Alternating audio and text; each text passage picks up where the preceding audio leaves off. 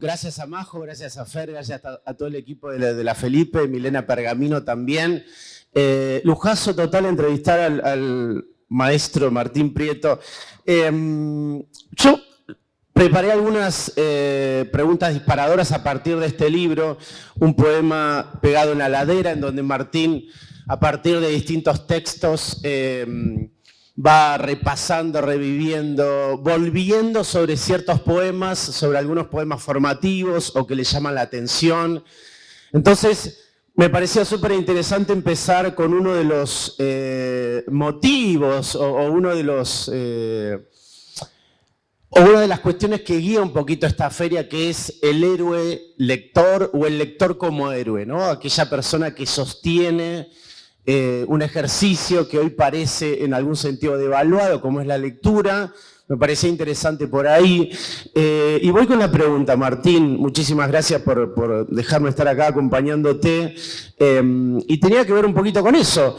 Hay algo de eso de la figura del lector como héroe y también algo que me parece súper interesante, porque llamémoslo así, el protagonista de este libro vuelve sobre los textos, ¿no? que lo formaron, le gustaron, lo atravesaron, le llamaron la atención y quedaron en la memoria.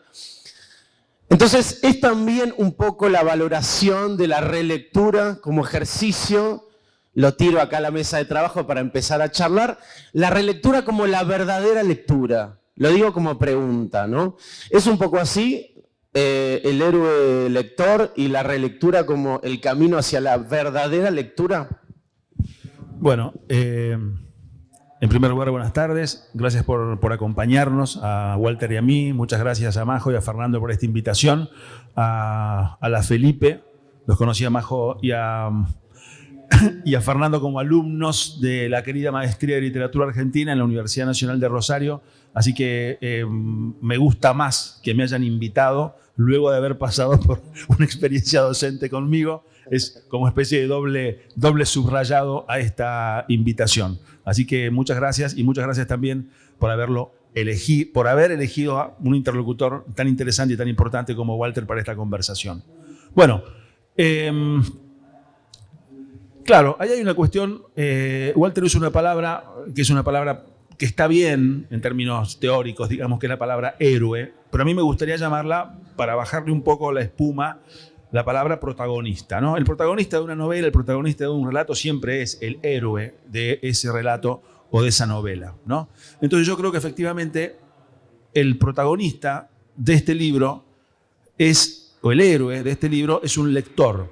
Pero en realidad los héroes del libro, me parece a mí, o yo esperé que fuesen los libros que lee ese lector, los poemas que lee ese lector. Además, yo diría más específicamente poemas que libros, ¿no? Porque son como una selección de poemas que yo fui realizando mientras escribí el libro. El libro es importante, creo que es importante destacar, no fue un libro pensado como tal, no fue un libro proyectado como tal, sino que fueron noticias que yo iba escribiendo en la revista Panamá a partir de una conversación que tuve con su editor, que es Martín Rodríguez. Él me invitó a escribir. Bueno, yo escribí primero una, me gustó cómo fue, escribí luego la otra. El orden en el que fueron publicadas en la revista es el que finalmente tomaron en el libro, ¿no? Y efectivamente ahí había una cuestión que tenía que ver, y dice bien Walter, no solamente con la lectura, sino con la relectura. Es decir, con los poemas que yo me acordaba, ¿no? Con los poemas que yo me iba acordando, y esto es muy importante también, los poemas con los que yo me acordaba y cómo me los acordaba, que no siempre es el mismo poema, ¿no? No siempre nosotros nos acordamos de un poema como el poema es. No siempre tenemos como una especie de música en la memoria, digo yo, una música en la memoria de un poema que no obligadamente es el poema tal como es.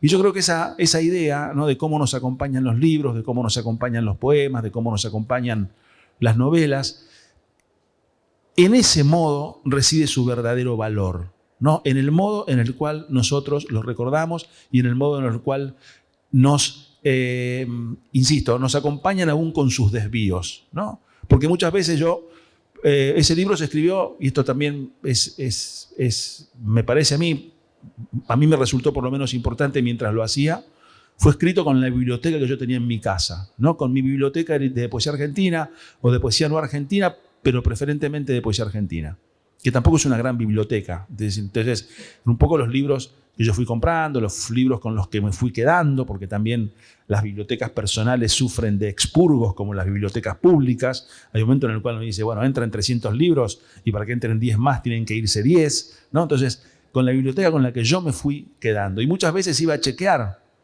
el poema que yo estaba citando y era diferente a como yo lo recordaba, ¿no?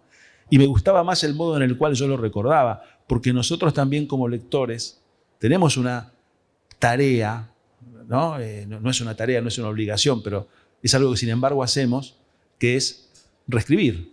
Nosotros cuando estamos leyendo estamos reescribiendo, porque un poema nos lleva a una anécdota, un poema nos lleva a una sensación, un poema nos lleva a un recuerdo, un poema nos lleva a una proyección de nuestra propia vida.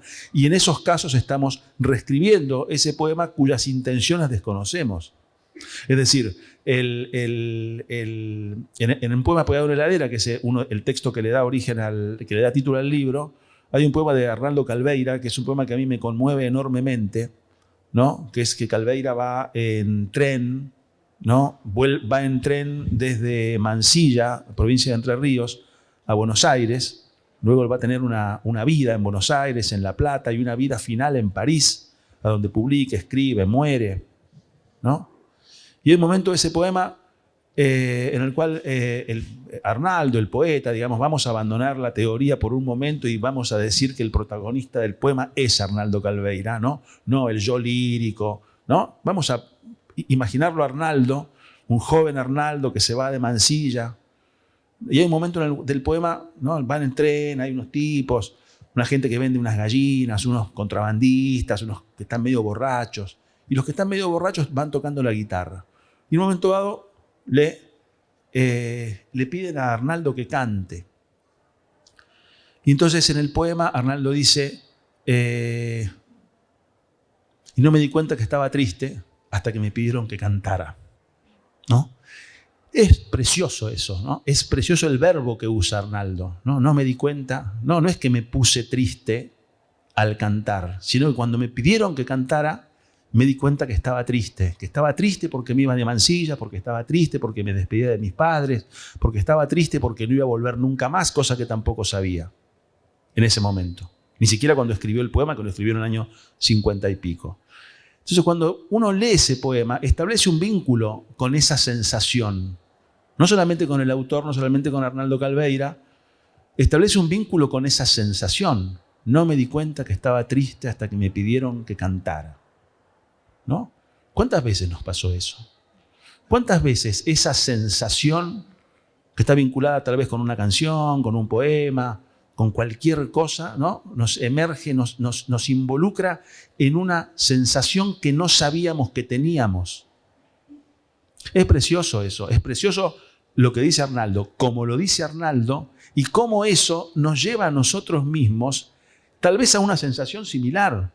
A decir, y no me di cuenta que estaba triste hasta que leí el poema de Arnaldo, ¿no? O sea, se da como una vuelta, ¿no? Y no me di cuenta que estaba triste hasta que leí el poema de Arnaldo. Entonces, Walter, yo creo que ahí sí hay, digamos, el protagonista, el lector como protagonista de los relatos, o como querramos llamarle, pero sobre todo, o esa fue mi intención por lo menos, los poemas como protagonistas. Aviso a los organizadores. Me encanta escuchar a Martín, así que avísenme cuando tengo que terminar porque yo sinceramente seguiría muchísimo tiempo. Aviso de entrada. Otro de los elementos hermosos del libro tiene que ver con dos cuestiones, ¿no? Una es, cada texto tiene al final su bibliografía, es decir, los textos en los cuales, o a los cuales recurrió el protagonista de este libro como para volver a pensar o ayudarse a pensar los poemas que recordaba. Y la otra cuestión es que son escenas de lectura, ¿no? Como que estaría bueno también uno ir pensando cuáles fueron los libros que lo formaron, dónde estaba, quién te los pasó, y todo eso va generando una melancolía atractiva, melancolía activa, digo, como que nos pone en funcionamiento, no es paralizante. Y quería preguntarte, ahí ya yendo un poco al armado del libro, ya nos dijiste que fue un libro involuntario, Pero ¿cómo fuiste armando esas escenas y cómo lo fuiste pensando? Porque finalmente tiene que quedar como una textualidad en donde también a nosotros, los lectores del libro, nos dan ganas de leer dos cosas. Volver a leer el poema y rastrear estas lecturas tuyas también que están como bibliografía. ¿Cómo fuiste generando esa operación de escritura alrededor de estos poemas que ibas recordando? Bueno, no me quiero hacer, porque no lo soy, no me quiero hacer el escritor ingenuo, a decir, bueno, las cosas fueron sucediendo. No fueron sucediendo, pero un poco fueron sucediendo. Es decir, cuando yo acordé con Martín Rodríguez escribir estas noticias para la revista Panamá, yo le pedí una protección. Yo le dije, no quiero tener entregas, no quiero decir, bueno, todos los viernes o el primer viernes de cada mes o no sé qué. No quiero tener esa coerción temporal, ni tampoco quiero tener una coerción de tamaño. Es decir, quiero escribir libremente. Ya había escrito un montón, reseñas para diarios, o sea, ya había estado sometido a esa presión, que es una presión que eventualmente genera mucha creatividad, ¿no? Digamos, siempre está en los profesores la presión que sentía Horacio Quiroga cuando le decían que sus cuentos en la revista tal tenían que tener tal cantidad de palabras, ¿no? 2.963 palabras, por ejemplo, ¿no? Y entonces uno dice qué genial, ¿no? Que cómo Quiroga pudo someterse a esa presión industrial y escribir los cuentos que escribió. Por lo tanto, considero que muchas veces esa presión externa tiene un valor importante. Pero yo en esta oportunidad no me quise someter a esa presión y yo dije, voy a escribir uno, voy a escribir otro, voy a escribir otro y voy a ver si va, y si no va, lo vamos a dejar, ¿no? También eso me interesaba. Entonces, en primer lugar, una cosa que me interesó mucho fue el tema de la información bibliográfica al final de cada una de las noticias, ¿no? Un poco meter al profesor universitario, meter al profesor y decir, bueno, ¿por qué no? No, si yo estoy hablando de un poema de Arnaldo Calveira, de un poema de Francisco Madariaga, de un poema de Denis Levertov, de un libro de Harold Bloom, ¿por qué no voy a tener la generosidad para con mis lectores de decir a dónde están esos poemas, a dónde están esos ensayos, cómo se pueden buscar, si están online o no están online? ¿No? Que era una cosa que a mí me interesó, que a Martín la dejó pasar, no sé si le interesó o no le interesó, pero la dejó pasar. Y después, cuando esto fue al libro, yo le pregunté a Damián, mirá, Damián, una vez más, ¿no? Si lo querés sacar, a lo mejor es medio pesado. Él me dijo, no. Él me dijo, me gusta cómo queda, una cosa que no tiene un impulso universitario, académico, y que sin embargo pueda tener para con el lector esa amabilidad, ¿no? La amabilidad de decir, estos son los libros a donde están estos poemas que estamos citando. Eso me pareció que era una cosa importante. Y luego, realmente, escribí el primero me llevó al segundo, el segundo me llevó al tercero. Era como... Es medio raro, ¿no? Porque, claro, yo creo que es un libro que se escribió durante 45 años, ¿no? Porque los primeros poemas que yo recuerdo que están presentados acá son poemas que yo leí cuando tenía 18, 19, 20 años, ¿no? Y que fueron reapareciendo en mi memoria, ¿no? Un poema de Cardenal, ¿cuándo leí estos poemas de Cardenal? ¿Qué edad tenía? ¿No? Entonces trato de reconstruir un poco esa escena, ¿no? Tirado en una cama, fumando, esas camas con los que chirriaban, ¿no se acuerdan? No se acuerdan, algunos no se acuerdan porque no lo vivieron, pero quienes sí lo vivieron recordarán esos elásticos oxidados en los cuales estaban los colchones que también se oxidaban, ¿no? Y ahí leíamos también, ahí se leía también, tirados en esas camas, fumando, ¿no? Todas las escenas, o viajando en un colectivo, o la escena que nosotros querramos reponer, ¿no? Porque cada uno lee de modo diferente y en lugares diferentes también. Pero siempre hay un lugar y siempre hay una escena. Y es interesante, o me resultó a mí interesante, recuperar esa escena junto con el poema. No solamente recuperar el poema, sino también recuperar cuándo se leyó ese poema, cuándo leí ese poema, en qué circunstancias leí ese poema, sin sobrecargar la cuestión memorialística, sin recargar la cuestión autobiográfica, pero dejándola entrever también, ¿no? Dejando entrever también cómo era la escenografía de esa lectura, y cuál era también la edición, el libro en el cual yo había leído esos poemas, ¿no? ¿Cuál era el libro en el cual yo había leído esos poemas? Que algunos libros son contemporáneos y otros libros son viejos, porque los compré, porque los recibí, por lo que fuere, ¿no? Entonces traté de que todo eso estuviera presente, o fue sucediendo que todo eso fue estando presente en cada una de las noticias o relatos del librito.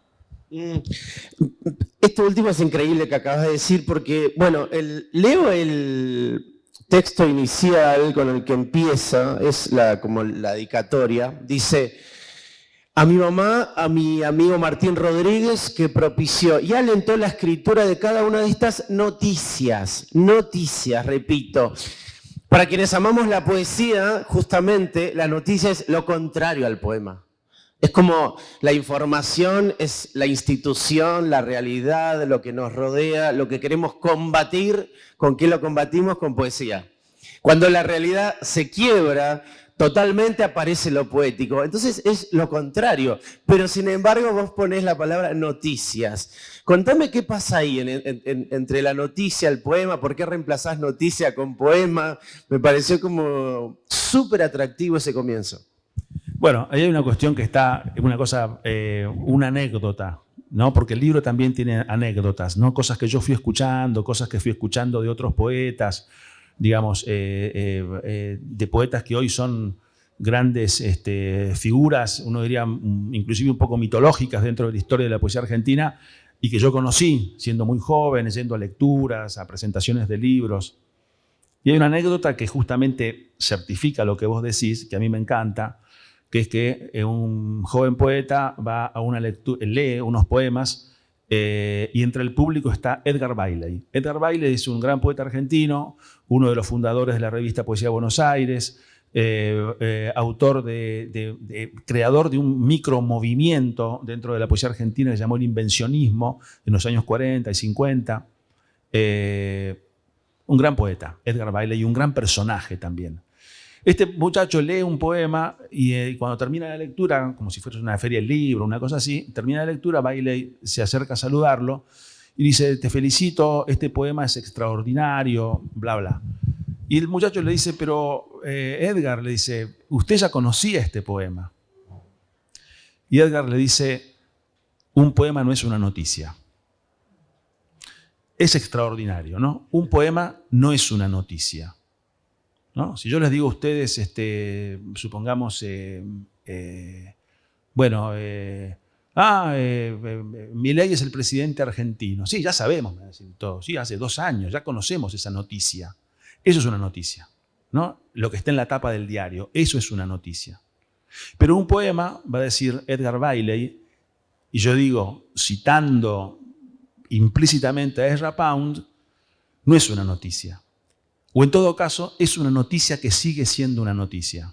Pound dice: un gran poema es una novedad que sigue siendo una novedad. Y pone sigue siendo, Pound, en mayúsculas. Sigue siendo una novedad. Un poema es una noticia que sigue siendo una noticia. En tanto, se nos revela cada vez como novedad. No, no lo sabía, pero ya lo habías leído, pero no lo sabía, ¿no? Es una novedad que sigue siendo una novedad. Entonces está esa palabra dando vueltas, ¿no? Que a mí me interesaba, esa idea, ¿no? Porque a su vez no son poemas, son lecturas de poemas. Entonces está como ese juego, ¿no? Entre la noticia, lo nuevo, ¿no? Lo nuevo y la noticia, que no son exactamente lo mismo, ¿no? Uno diría: la noticia envejece apenas se la nombra, ¿no? La noticia envejece apenas se la nombra, ¿no? Si insisto con esto, yo digo: sí, hoy llegué al mediodía, le digo a Fernando, y luego le digo a los 5 minutos: hoy llegué al mediodía, él me dice: sí, ya me lo dijiste, ¿no? Esa es la noticia, que llegué al mediodía, noticia para él y para mí, ¿no? Que llegué al mediodía. Ahora la novedad es otra cosa, ¿no? Entonces los poemas que valen, los poemas que nos interesan, los poemas que nosotros recordamos, son novedades, porque siempre nos resultan nuevas, siempre nos dan una nueva sensación. Esa era un poco la idea que yo quería jugar con ese concepto de noticias, porque a su vez yo decía: no son columnas, no son relatos, no son crítica literaria, no son reseñas. Y a la vez pareciera ser que este personaje está inmerso en el mundo donde siempre está buscando como un buen poema, recordando un buen poema, ¿no? Como si fuese algo utópico, ¿no? La vida hecha de poesía. Y me preguntaba, y ahí ya como me deslizo un poquito por afuera de las olas de este libro, tu relación como lector con la poesía, porque al ser también alguien que trabaja formando lectores, formando docentes, trabajando en la institución, y a la vez uno lee este perfil tuyo, estás ahí como con un pie adentro, un pie afuera, ir también construyendo esas dualidades, esos matices. ¿Cómo fuiste, si es posible usar esta palabra, evolución en relación a la lectura de poesía? ¿Es posible mantener cierta inocencia cuando uno entra en la institución y en el corazón de la institución? ¿Qué te pasa con esos momentos tuyos en relación a leer poesía? ¿Es posible mejorar, volverse sagaz, construir una intuición nueva respecto de la poesía cuando uno entra en la institución? Mi gran maestra, todos tenemos uno maestro, una maestra. Mi maestra se llamaba María Teresa Gramuglio, se llama María Teresa Gramuglio, una profesora de la Universidad de Buenos Aires, de la Universidad de Rosario también, muy lectora de poemas también, muy lectora de Juan L. Ortiz, muy lectora de Mastronardi, pero a su vez también muy profesora. Y ella me dijo una cosa una vez, cuando yo renegaba un poco de la universidad, no voy a ser profesor, no voy a ser profesor, ¿de qué voy a vivir? Bueno, todas esas preguntas que podemos hacernos en un momento dado, después ya no las podemos hacernos más, ¿no? Pero hay un momento en que nos hacemos esas preguntas. Y ella inventó, me acuerdo que veníamos caminando por la calle Corrientes, en Rosario, pasando frente al contrafrente de la Facultad de Humanidades, y ella dijo esta frase: en la academia, contra la academia. En la academia, contra la academia. Y yo aprendí un montón de esa idea, ¿no? En la universidad, contra la universidad. ¿Qué quiere decir esto? Quiere decir que nosotros podemos dar clases, yo puedo dar clases, puedo tener una carrera, ¿no? Como uno puede escuchar, leer, escuchando la presentación de Fernando, doctor, director, bueno, inclusive se pueden hacer bromas con respecto a esa carrera, ¿no? Una carrera. Pero esa carrera me parece a mí que no obligadamente tiene que hacerse siguiendo las normas de la carrera. No obligadamente la carrera tiene que hacerse siguiendo las normas de la carrera. Que nosotros podemos incorporar a nuestros programas como profesores y profesoras los textos que no obligadamente deberían estar en esos programas. Que nosotros podemos prescindir de dar por una vez un novelista y meter un poeta. Que nosotros podemos decir, vamos a hacer un programa de literatura argentina y vamos a leer a Juana Vignosi. Sí, vamos a leer un programa de literatura argentina y vamos a leer a Juana Vignosi. Vamos a leer a Joaquín Januzzi. Sí. Vamos a leer a Néstor Perlonguer. Sí. Vamos a sacrificar por eso a Cortázar. Sí. ¿No? No lo digo por Cortázar ni en contra de Cortázar. Digo porque, claro, un programa tiene que tener una reducida cantidad de unidades y de autoras y autores. Y entonces nosotros también tenemos que incorporar eso, porque yo digo, se va a recibir un estudiante de letras, una licenciada, un licenciado, un profesor, una profesora, y no va a saber contar versos. Se va a recibir y no va a tener un conocimiento medianamente específico de la retórica de la imagen, de la retórica de la metáfora, de qué diferencia hay entre una comparación, una metáfora, una imagen. Y yo digo, yo preferiría que no. Yo preferiría que no. Y si muchas veces nosotros vemos un plan de estudios o vemos quiénes son nuestros compañeros, qué están dando cada uno de ellos, y bueno, entonces yo me voy a meter por acá. Cuentos van a leer un montón, novelas van a leer un montón, ensayos van a leer un montón. Bueno, veamos unos poemas contemporáneos, veamos qué nos está diciendo la literatura argentina, qué nos están diciendo los poetas argentinos hoy. Entonces a mí me interesa eso, ¿no? Digamos, yo no me siento para nada, pero verdaderamente para nada, y no me sentí nunca, tal vez porque mi maestra era María Teresa, que me propuso esa idea en la academia, contra la academia, nunca me sentí ceñido por la institución. Nunca me sentí ceñido por la institución. Y yo creo que todos quienes trabajamos en instituciones deberíamos tratar de no sentirnos ceñidos por las instituciones. Soy docente de literatura en colegios secundarios y mi primera reacción cuando leo un libro de poesía que me rompe la cabeza, los dientes y el pecho es pasarlo a mis compañeras, mis compañeros de los distintos colegios donde laburo. Y muchísimas veces, siempre es literatura contemporánea, siempre es poesía contemporánea, y muchísimas veces me lo arrojan a la cara diciendo, esto no es poesía. Pregunto, maestro, ¿uno aprende a leer poesía o uno aprende a leer a ciertos poetas? Bueno, ahí pasan dos cosas, ¿no? A la vez. Por un lado, lo que dice Walter es verdad, ¿no? Digamos, cuanto más próximo está el material, cuanto más próximo está, es más difícil que esos poemas, que esos libros de poemas sean considerados literatura, ¿no? A nosotros nos pasa mucho, por ejemplo, cuando incorporamos, sobre todo por presión de los más jóvenes, y ya que el título de nuestra conversación lo invocaba, la poesía de los 90. Cuando nosotros incorporamos poetas de los 90 en el programa de literatura argentina, hay una precaución, ¿no? Uno lee unos poemas de Fernanda Laguna, por ejemplo, ¿no? Entonces, un poema de Fernanda Laguna dice, hola Palito, chau Palito, punto.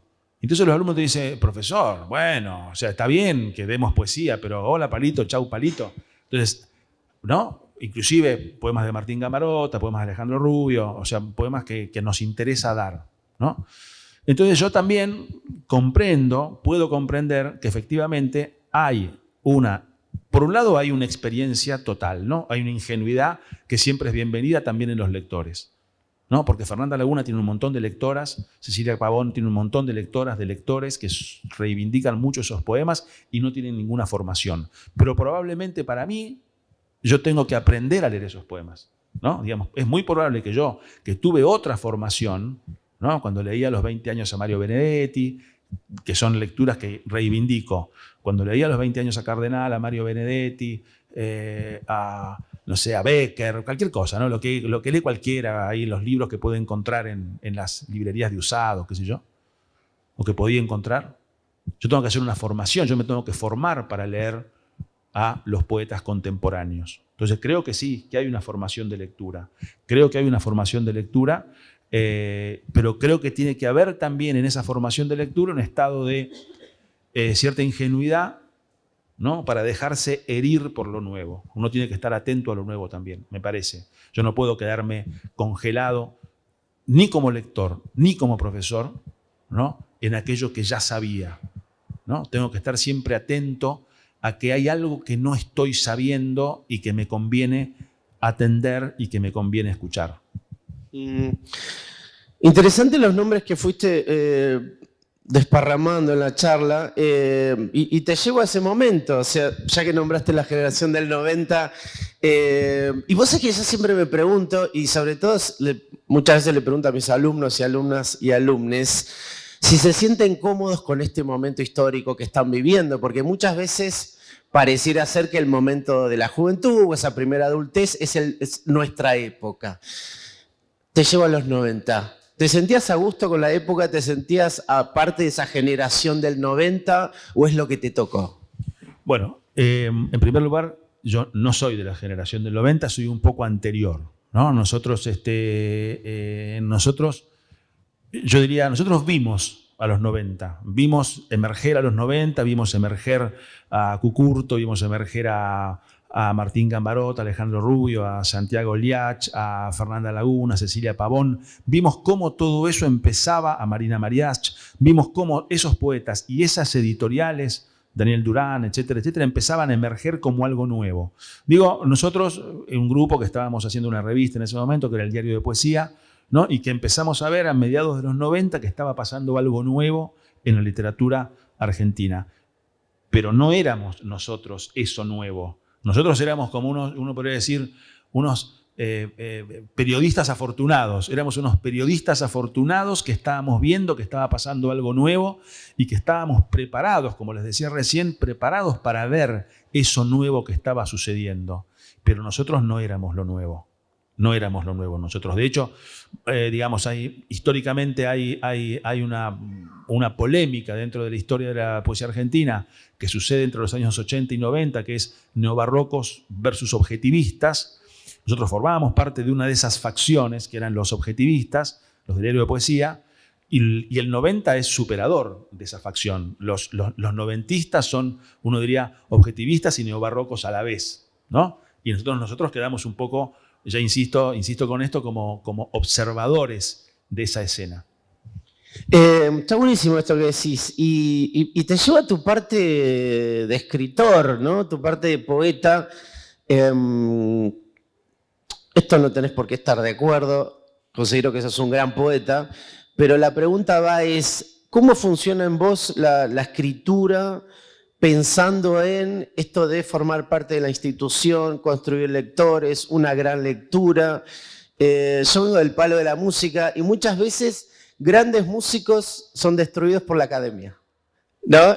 Y en la poesía, que es un territorio que uno espera que sea lo más vivo posible, algo que escape a cualquier tipo de categoría, a veces pareciera ser que algunos poemas, algunos poetas, algunos integrantes de la academia pecan de academicistas en los poemas, ¿no? Algo que no ocurre en tu poesía. Contame cómo es la relación que tenés con la escritura, con la creación en relación particular a la poesía.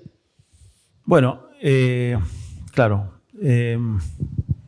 Yo creo que escribir poemas es particularmente difícil, ¿no?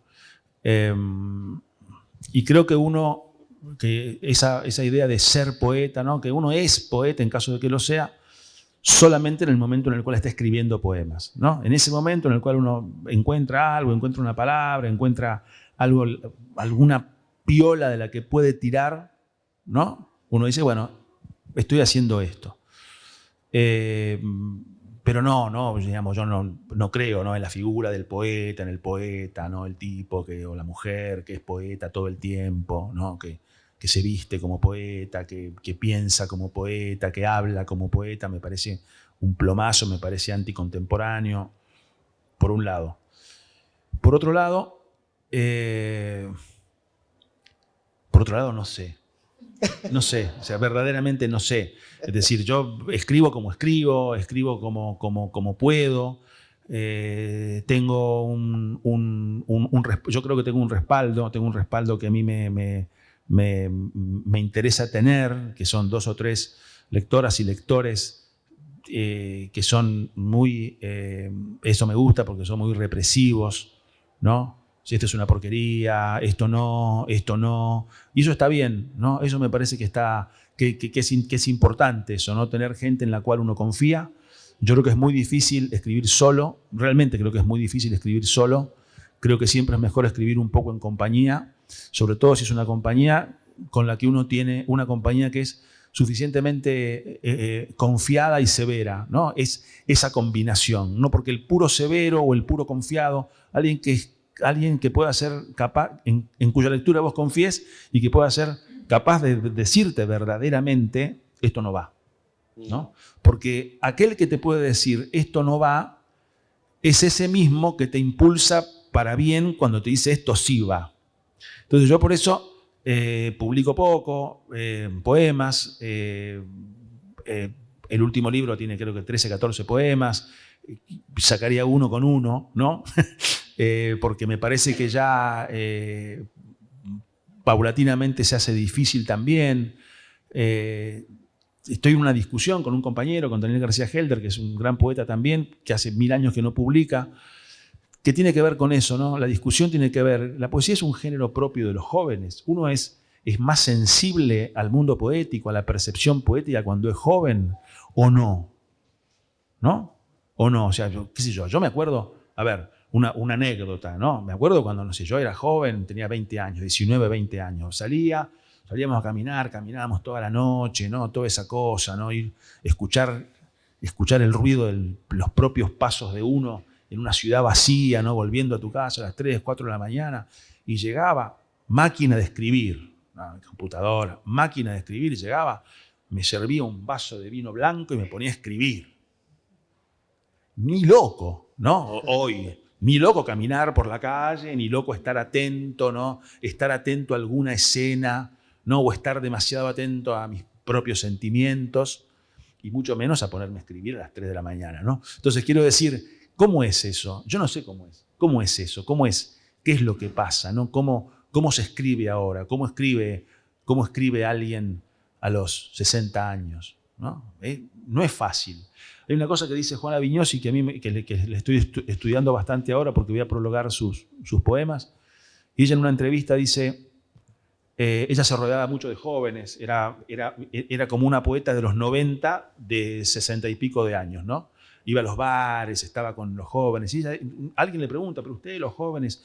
Y ella dice una cosa que es para mí muy atractiva, dice, a mí me gusta ver lo nuevo que está pasando, pero me gusta verlo con los ojos de mi edad. Es muy importante eso, ¿no? O sea, me gusta ver lo nuevo que está pasando. Quiero estar atenta al movimiento. Quiero ver qué escriben los jóvenes. Quiero ver el murmullo, ¿no? El murmullo de los poetas. Quiero escuchar el murmullo de los poetas. Quiero verlo, pero quiero verlo con los ojos de mi edad. No quiero ser una juvenilista. No quiero ser un juvenilista. ¿Qué haces? Sí, vamos a tomar una cerveza. No, yo ya las tomé a la cerveza, ¿no? Lo quiero ver con los ojos de mi edad. Y creo que ahí hay como una distancia que se produce entre el poeta joven, ¿no? El poeta hipercreativo, el poeta al que todo lo deslumbra, ¿no? Al poeta joven, la poeta joven a la que todo lo deslumbra, y el poeta o la poeta viejo, ¿no? Al cual lo deslumbran cada vez menos cosas, ¿no?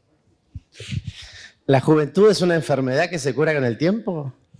No es una enfermedad, no, para nada. No, ¿cómo va a ser una enfermedad? La juventud es hermosa, por el contrario, ¿no? Pero solo digo que cada uno, que nosotros tenemos que vivir nuestra edad, en todo sentido, en el sentido amoroso, en el sentido poético, en el sentido literario, en el sentido profesional. Tenemos que vivir con nuestra edad. No ser jóvenes viejos, porque hay un montón de jóvenes viejos también. No ser un joven viejo, pero tampoco ser un viejo juvenilista. Eso creo. Te llevo a este vínculo escritura-lectura.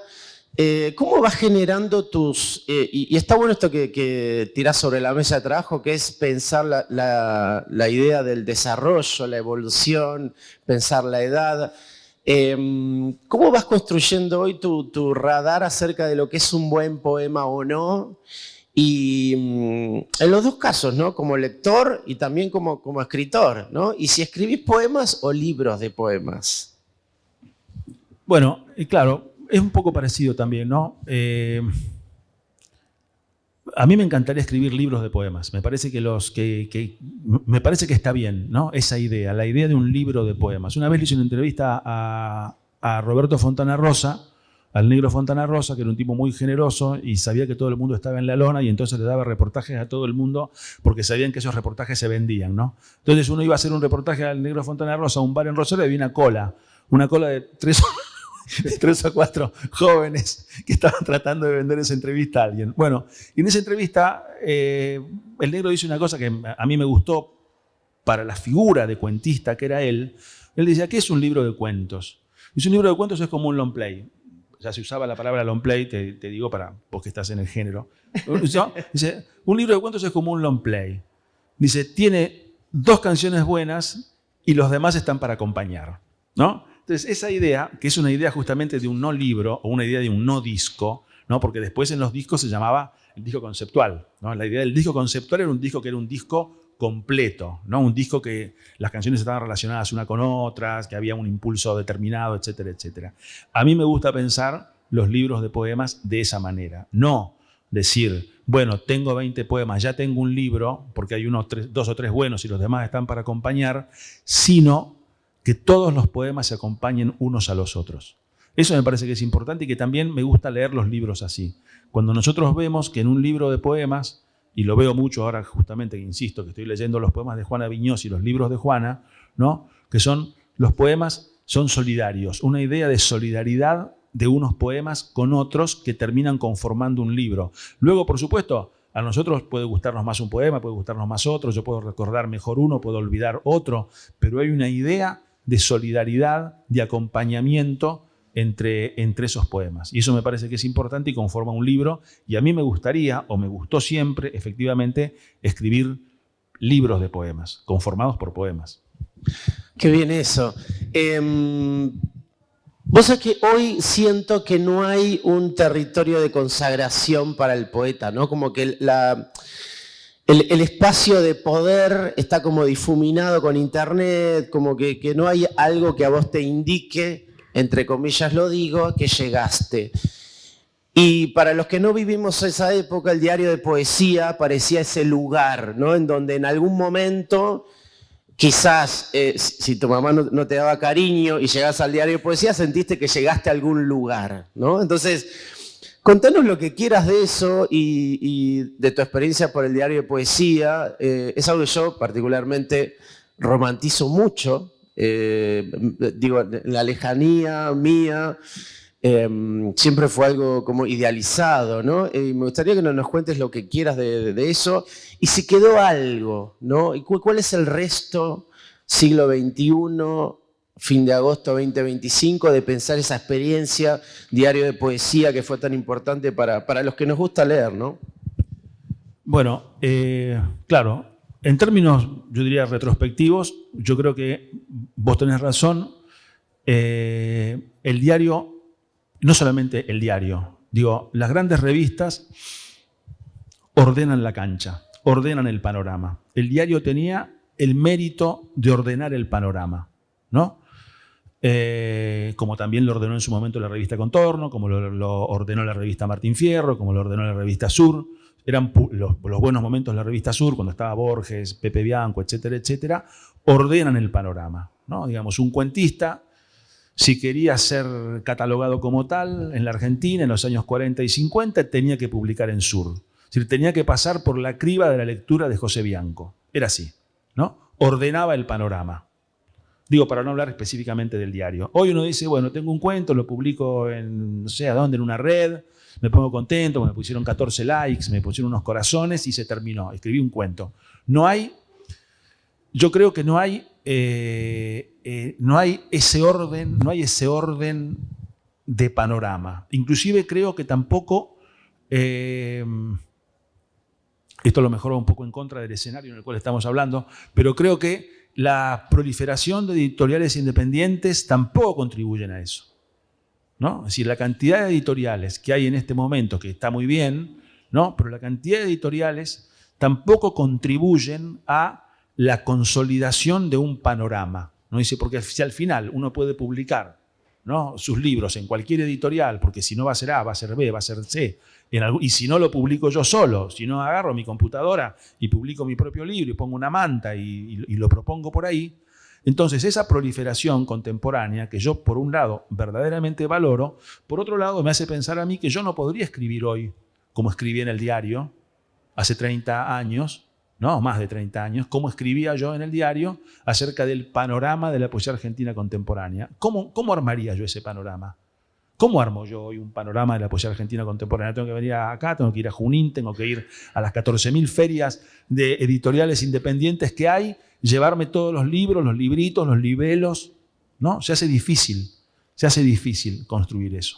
Eso por un lado, ¿no? Es una noticia, esto es una noticia, ¿no? La cantidad de editoriales, no solamente de poesía, sino de narrativa, de ensayos, la cantidad de editoriales que hay, que además con una particularidad que también es nueva, que son las tiradas bajas, ¿no? Editoriales de libros, recién hablábamos con Fernando, un libro buenísimo, tiene una editorial de 100 ejemplares, y al editor no le importa, 100 ejemplares, que se agoten y se construye un mito. Entonces, ¿a dónde están esos libros? ¿A dónde los encuentro? Eso por un lado. Por otro lado, el diario de poesía fue una experiencia muy, muy importante en mi vida, además, ¿no es cierto? En mi vida. Pero hay una cosa ahí que dice en el número 1 de la revista Sur, uno de los colaboradores de la revista Sur en el año 1931, le escribe una carta a Victoria Ocampo, que era la directora de la revista, y le dice, una revista es un grupo de personas que en un momento dado tienen ganas de decir lo mismo y de decirlo juntos. Una revista es un grupo de personas que en un momento dado tienen ganas de decir lo mismo y de decirlo juntos. Cuando se termine ese momento, quemen las máquinas, le dice. Quemen las máquinas y cierren la revista. Yo tuve muy presente siempre eso en el diario. Yo dije, yo estoy acá porque tengo ganas de decir esto que estamos diciendo juntos, con Daniel García Helder, con Mirta Rosenberg, con Elvio Gandolfo al principio, con Daniel Samoilovich, con todos los compañeros del diario. En un momento dado ya no tuve más ganas, no tuve más esa gana. No quise hacer una publicación retórica, ¿no? Bueno, voy igual a Buenos Aires, viajo a Buenos Aires, unas reuniones en las cuales ya ese impulso por decir todos lo mismo y al mismo tiempo se había desvanecido, posiblemente por el mismo paso del tiempo. Entonces, para mí el diario tuvo ese valor en términos personales y yo reivindico mucho eso, ¿no? En términos, como les decía antes, en términos de grupo, en términos de conversación. Hay que conversar, hay que saber encontrar cada uno sus propios interlocutores, que sean, insisto, severos, y ser severo también uno con sus interlocutores, ¿no? Eso a mí me parece muy importante, ese papel, ¿no? No, sí, buenísimo, qué genial. No va eso no va. Yo lo siento muchas veces, lo siento inclusive a veces con alumnos, ¿no? Es decir, no va esto, o sea, no es genial, ¿no? Bueno, no es genial. No es genial. Hay que ir hacia esa severidad. Yo creo que esa severidad nos beneficia como escritores. Iba a extenderme como ciudadanos, no sé. Digo, nos beneficia como escritores y nos beneficia como lectores. Esta idea de severidad y de confianza. Estuviste también en el Festival de Poesía de Rosario y también para los que fuimos, tuvimos la suerte de ir distintos años seguidos, o con una editorial, o a cubrirlo para algún medio, o porque alguien nos pagaba algo. Entonces íbamos, yo siempre también, otra de las cosas que romanticé en mi vida, además del pan rock, es el Festival de Poesía de Rosario.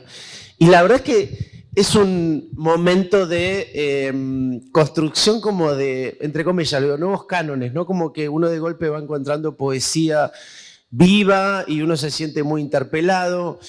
Contanos algo de esa cocina, ¿no? En el hecho de pensar a quién invitar, por qué, cómo ir construyendo una mirada. Y yo digo que también estuve viendo cocinas de varios festivales en distintos lugares del país. Estaba como referencia, o sea, hablo de festivales de poesía, no de literatura en general, pero de poesía. El de Rosario era como una referencia, ¿no? Como ya sea para combatirlo o para copiarlo, pero había algo ahí como de a quién había que vencer de algún modo. Contanos algo de esa cocina, cuáles eran las intenciones, el armado, la planificación, se concretó lo que querías, no.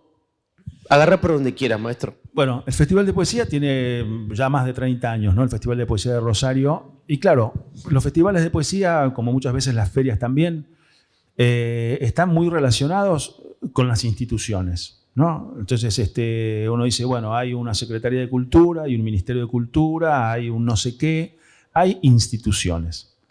Entonces yo creo que cuando uno acepta la responsabilidad de coordinar, de dirigir, pongámosle el nombre que querramos ponerle, uno tiene que tener el suficiente ánimo y el suficiente ímpetu como para saber enfrentarse a las instituciones que son las que están poniendo la plata, ¿no? Porque en el momento en el cual vencen las instituciones, pierde el festival, ¿no? Porque no hay cónsul que no tenga un primo que escribe poemas, porque no hay ministro que no tenga una cuñada, porque no hay no sé qué, y entonces cuando se empieza a colar todo eso en la organización de un festival, el festival se cae abajo, ¿no? Eso es así. Entonces nosotros cuando, en el momento en el cual estuvimos con Daniel García Helder, sobre todo, y con un grupo de gente más joven también, haciendo el Festival de Poesía en Rosario, lo que logramos fue un vínculo de confianza con las instituciones, de la suficiente confianza con las instituciones como para que nos dejen organizarlo nosotros. Por ejemplo, había una cosa que yo dirigí en ese momento el Centro Cultural Parque de España también, que tenía un vínculo con la red de centros culturales de España en América Latina, ¿no? En Santiago de Chile, en Lima, en Montevideo. Y entonces yo les decía a ellos, queremos que nos manden un poeta. Entonces rápidamente tienen un poeta para mandarte, siempre hay un poeta para... Entonces decían, no. Entonces decíamos, nosotros te vamos a mandar una terna y ustedes eligen de esa terna, pero la terna la armamos nosotros. Es decir, nosotros éramos responsables de la curaduría del festival entero. O sea, el curador que firmaba un festival que firmaba una edición del festival era responsable de la curaduría de ese festival. ¿Cómo es responsable? Bueno, hay que tener, por supuesto, hay que tener en cuenta un montón de cosas que no tienen que ver con la literatura. Eso es verdad también. Tiene que haber jóvenes, pero no todos tienen que ser jóvenes, tienen que haber mujeres, tienen que haber disidencias, tiene que haber no sé qué, tiene que haber latinoamericanos, pero no tan latinoamericanos. Bueno, un montón de cosas externas. Pero esas cuestiones que no hacen obligadamente la literatura tienen que estar siempre signadas por lo literario. Y hay una cosa que era muy importante también, que sigue siendo muy importante, que es que un coordinador de un festival, un director, directora de un festival, tiene que estar extremadamente informado. Vos tenés que estar muy informado para organizar una cuestión. Saber que en Guatemala hay una flaca, que hay que buscarla, pero que tiene un librito de poemas. Saber que en Montevideo no es lo que parece, porque lo que parece es esto, pero lo que hay es esto otro, ¿no? Y entonces, saber hablar con las autoridades, con las autoridades políticas, de modo tal de poder obtener cierta autonomía o total autonomía en la realización de ese festival. Yo creo que por eso el Festival de Poesía, además de por una cuestión estrictamente política, que es que por alguna razón, que es increíble, hace 35 años que ni cultura municipal ni cultura provincial deciden bajarlo, sino que siempre lo mantienen, ¿no? Además de ese detalle, que es un detalle a tener en cuenta también, ¿no? Hay que saber también hablar con esas autoridades. Los que te llevo a Saer, Juan José Saer, me encanta tu libro de Saer, y los que amamos a Saer tenemos nuestro Saer dentro de ese corpus. El mío es el arte de narrar. Contame lo que quieras de ese libro, y me parece como también una operación increíble esto de ser un autor que tenga un solo libro de poemas, ¿no? Como dentro del territorio que él armó, dentro de este mundo, que es el mundo Saer, hay un solo libro de poemas. Y me parece tan alucinante eso, ¿no? Como que muchos deberíamos haber copiado eso, un solo libro y nunca más, que me parece espectacular. Contanos algo del arte de narrar, de lo que quieras en relación a qué lugar ocupa, cómo dialoga con otras cuestiones. Y también alucinante cuando salieron los papeles de Saer, lo que él traducía, esto que una vez contó también Beatriz Sarlo, que él traducía poesía para ablandar la mano, concepto que uso hasta cuando voy a la fiambrería. Lo que quieras, el arte de narrar, el lugar que ocupa en la obra de Saer. Bueno, claro, Saer es un escritor extraordinario, verdaderamente, ¿no? Por muchas razones, pero también por esa razón, ¿no? Hay una cuestión muy linda, que es la primera reseña que sale sobre el primer libro de Saer, que es En la Zona, que se publica en Santa Fe en 1960. La primera reseña la publica una profesora de la universidad llamada Edelweiss Serra, ¿no? Una profesora que fue profesora mía y con la que yo mantuve y mantengo una extremada relación de antipatía personal y política. Pero ni la relación de antipatía personal ni política me lleva a no darme cuenta que ella tuvo una percepción extraordinaria cuando leyó En la Zona en el año 1960, cuando Saer no era nadie y ese libro no era nada. Porque esto es muy importante también. Hay que saber leer en la intemperie, ¿no?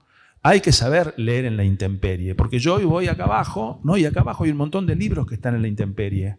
Hay libros que ya están cubiertos, ¿no es cierto? Hay autores que están cubiertos. Yo, me llevo de este autor que conozco, me llevo la segunda edición, si hay una segunda edición es porque se vendió la primera. Bueno, ¿no? Son autores que están cubiertos, autoras cubiertas, libros cubiertos, pero hay libros que están en la intemperie.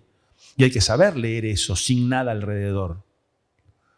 Y Edelweiss Serra termina la reseña, que es un poco chusca, no le gusta mucho el libro, pero dice, Saer es sobre todo un poeta. Saer es sobre todo un poeta. Y es un libro de cuentos, un libro de narraciones. Y la mina percibe eso. Dice, es sobre todo un poeta. Y entonces Saer, efectivamente, Saer escribe una obra narrativa a tucur, narrativa, personajes, diégesis, o sea, todo lo que tiene que tener un relato. No es un relato poético, no es la plomada del relato poético. Son novelas, son relatos, son argumentos. Pero también es un poeta, o es sobre todo un poeta. Y ese libro es un libro extraordinario. El arte de narrar tiene, yo diría, como dos variantes de poemas, que son los poemas que responden al título de algún modo, que son poemas más bien narrativos, poemas con personajes, poemas sobre Lipó, poemas sobre Rubén Darío, poemas sobre Cervantes, poemas sobre Rimbaud, o sea, poemas con personajes, que ya es una rareza, pero también tiene poemas cortitos, poemas líricos, ¿no? Es como una doble vertiente. Y es un libro de poemas que yo leo mucho. Efectivamente, es un libro de poemas que a mí me gusta leer, que a mí me gusta volver a leer, porque encuentro mucha concentración de lo que es esa obra de Saer, ¿no? Que ya de por sí es una obra ya de por sí es una obra concentrada, pero en ese libro de poemas, que además se llama Siempre Igual, ¿no? Es como que le va agregando poemas a la primera edición Es muy lindo eso, ¿no? Porque la primera edición de los poemas sale en una revista, Cuadernos Hispanoamericanos o Cuadernos Americanos, no me acuerdo, que salía en Madrid, es con una separata, y los poemas la selección se llama Poetas y Detectives. Se llama Poetas y Detectives. Y hay un poema que tiene un título, que está tachado ese título, original, manuscrito por él, en un ejemplar que yo encontré, y dice arriba, El arte de narrar. O sea que él ya le pone ese primer título en el año 1971, más o menos, y es el título que mantiene hasta su última edición, creo que es de Seix Barral, ¿no? Y me parece que Saer también es como, a su vez, un gran lector de Juan L. Ortiz, un gran lector de Borges, un gran lector de Roberto Arlt, ¿no? O sea que la obra de Saer no es solamente una obra autónoma en sí misma, sino que es una gran obra en términos de su vínculo con la gran tradición de la literatura argentina del siglo XX y con una gran proyección, además, hacia la literatura argentina del siglo XXI, ¿no? Una cosa que decía, hay una cosa que dice Pound, justamente en un libro que se llama El arte de la poesía, a donde Pound dice, ¿a dónde está la mejor poesía del siglo XIX? Dice, ¿a dónde está la mejor poesía del siglo XIX? Dice, en las novelas de Flaubert. Es extraordinario, ¿no? Y nosotros podíamos decir, los escritores de los años 80, podemos decir, ¿a dónde está la mejor poesía argentina? En las novelas de Saer. Tremendo. Te traigo al corazón del siglo XXI, maestro. Inteligencia artificial. Y voy encarando como la ceremonia del adiós, ¿no? Como que estamos... Hace poco salió una nota, hace 4 días la acabo de leer, en donde había una lista de trabajos a desaparecer por el advenimiento de la inteligencia artificial. Escritores, docentes, todo lo que nos interesa en esta hermosa vida que hemos construido parece que va a ser desterrado por la inteligencia artificial. En ese territorio apocalíptico que es hoy, ¿no? Que ya no existe la distopía, sino que la estamos viviendo, ¿no? Nos está explotando en la cara la distopía. ¿Qué lugar tiene la poesía? ¿Qué te parece que pasa con eso? ¿Estamos anestesiados frente a la posibilidad de descubrir nuevas formas de poesía? ¿Cuáles son tus pálpitos sobre este estado de cosas y lo poético? Ninguno. O sea, pálpito no tengo ninguno. Tengo una primera preocupación como profesor, que es que tenemos que tomar los segundos parciales en el segundo cuatrimestre. El primer parcial fue parcial oral, el segundo tiene que ser escrito, y decimos, ¿y qué vamos a hacer? ¿Vamos a hacerlos escribir en el aula? ¿Cómo vamos a hacer para que los alumnos, entre comillas, no nos engañen utilizando inteligencia artificial para hacer sus trabajos parciales? Tengo esa pequeña preocupación. Es decir, ¿qué quiere decir con la preocupación? Quiere decir que no sé cómo se utiliza la inteligencia artificial. Realmente no lo sé. Como no lo sé, no puedo encontrarle una solución a lo que parece ser un problema. Tampoco quiero ponerme, digamos, no quiero levantar la bandera humanista. No quiero levantarla. No, la poesía vencerá. ¿Qué sé yo? No sé. Realmente no sé si la poesía vencerá. No tengo la menor idea, ¿no? Sé que estamos frente, diría Ezra Pound, a una novedad que sigue siendo una novedad, ¿no? La inteligencia artificial no es una noticia de la que ya nos enteramos. Es una novedad que sigue siendo una novedad, porque creo que es una novedad a partir de la cual se va a poder estudiar mejor, estoy convencido de eso, ¿no? Se van a poder hacer un montón de cosas, inclusive en nuestro territorio, no solamente en el territorio de las ciencias duras, pero verdaderamente, Walter, no tengo la menor idea. No tengo la menor idea y no quiero, ya te digo, no quiero levantar ninguna bandera reivindicatoria de nada. Te banco a full, maestro. La última, the last one. La última, pero no por eso menos importante. Haces muchas cosas. Muchas cosas.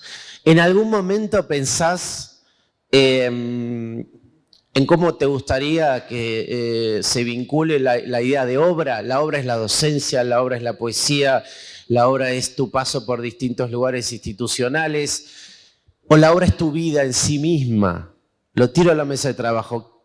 ¿Qué relación tenés con la palabra obra? Y si en algún momento sentís que alguien por ahí va a pensar, el docente Prieto, no, pero escribió poema, el poeta, no, pero también, ¿qué te pasa con eso? El tiempo, la obra, Prieto.